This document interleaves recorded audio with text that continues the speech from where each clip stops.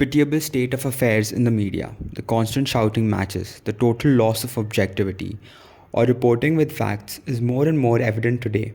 While it's easy to blame the media houses, maybe we as the audiences are equally at fault here.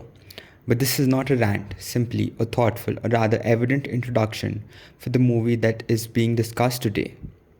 Network, released in 1976, predicted this downfall and apparent race towards the mockery that goes on in most news channels in today's day and age.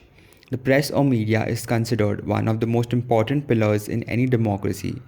It keeps those in power accountable and the audiences informed, or at least that was considered its initial goal. The movie incidentally reminds me of a line from the former NDTV journalist Ravish Kumar's book The Free Voice. They are as follows. These talking heads don't practice anything that even remotely resembles journalism. And bad journalism never had the kind of credibility it has today. Well, before we deviate too much from the topic, let's give you a brief gist of this visionary movie. The Network, directed by Sidney Lumet, who is known for other critical works such as 12 Angry Men and Before the Devil Knows You're Dead. It stars the likes of Faye Dunaway, Peter Finch, William Holden, and Robert Duvall as saying pivotal characters. The story revolves around Howard Beale, a news anchor for UBS TV, who is slowly headed into the twilight of his career. Beale, who is a despondent figure, is fired for his declining ratings and viewership. During what can be called his notice period, once sporadic shooting, he goes on air to blatantly declare that he is going to kill himself. What ensues is sheer pandemonium. But Diana Christensen, played by Faye Dunaway, sees the opportunity in this.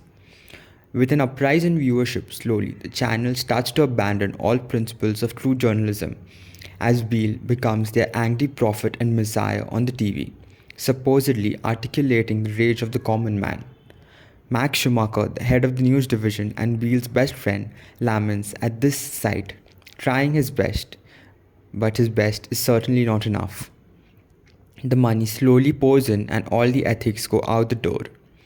Their working relationship with the Ecumenical Liberation Army and their slots known as the Mao Zedong R, where bank robberies and other crimes are showcased, sheds light on the hysteria that takes place in the TV network.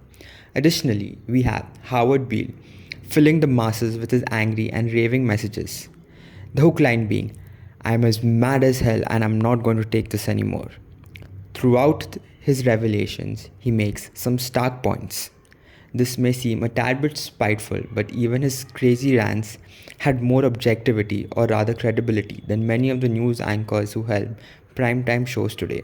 However, let's not deviate from the topic here. He highlights how human beings have become humanoids or controlled machines, how the television is an instrument to eliminate boredom rather than a means of finding the truth. Throughout the film, the corporation that owns it has a singular purpose of making more money. The multinational dominion of dollars seems to be the guiding force for all actions. That begs the question, should generating more revenue be the sole aim of news channels?